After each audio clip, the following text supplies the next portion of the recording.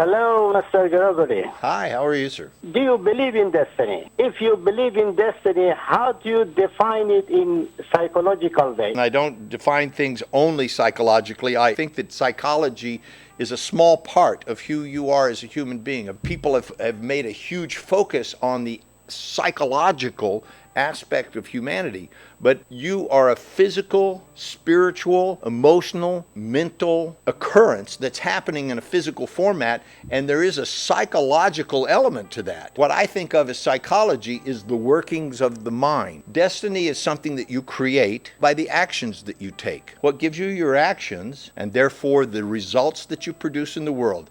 Will you agree with me that the only thing that ever produces any results in the world is the action you take? Yes. Okay, what gave those actions? Let's look back in the inside now. The actions you take in the world create the future that you're going to have. You and I are living in a future that we created through our actions in the past. It's something that you created and wanted to make happen.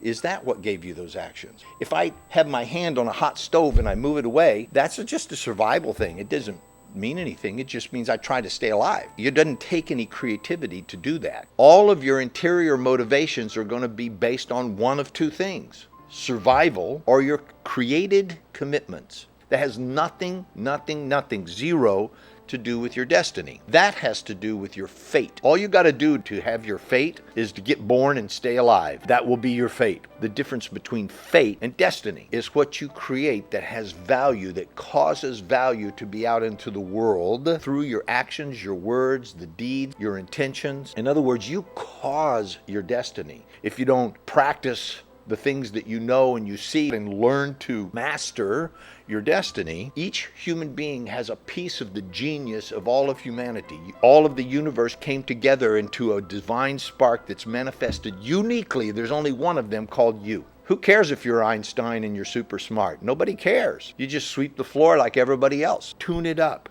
Turn up the volume, practice it, master it. You have to have some food and water and clothing and so forth, is to get more and more of that stuff. But if that's the main focus of your life, it's because they think that that's what their life is about, what it never was. On the other hand, since we're talking about destiny, you have a vision for what's possible in the world, and you think maybe, just maybe, I can make a difference in that. I'm going to go be the best musician in the world, or the best business person in the world, or the best father or mother in the world. Fulfilling your destiny is different than mastering your destiny. Rock stars or presidents or people who have made a huge difference in the world, they get done. They've made the difference that they've made in the world, and then they leave. You can fulfill your destiny and go, okay, I'm done. You can interpret it like, oh, the poor thing, they died so young and before they could be everything they could be. How do you know? Maybe they were done being everything that they could be. They did what they came here to do. Mastering your destiny is not measured by level of ability or talent. The measure of a master is how many people have fulfilled their destiny as a result of this person. A master is somebody who causes and makes a difference in the world. Their destiny is manifest through and by others becoming all that they were meant to be. Every art form has two parts: theory and practice. That's why they call a doctor's practice, they say it's a medical practice. They're practicing on you. A martial arts mastery is based on how many other people have gotten black belts as a result of your teaching. Can you see how that psychological mindset could have an effect on a person's ability to get past any sort of limitations?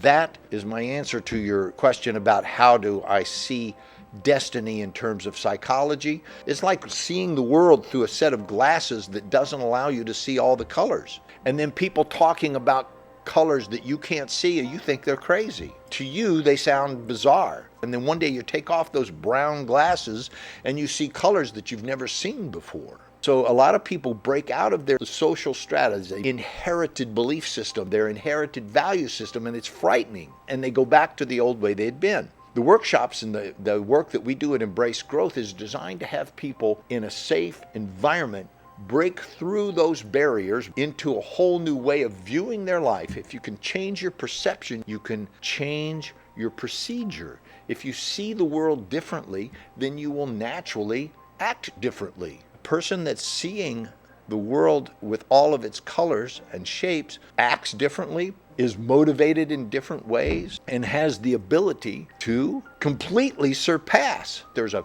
mountaintop that you're going to get to and now you're a master, forget about it. Mastering is keep climbing.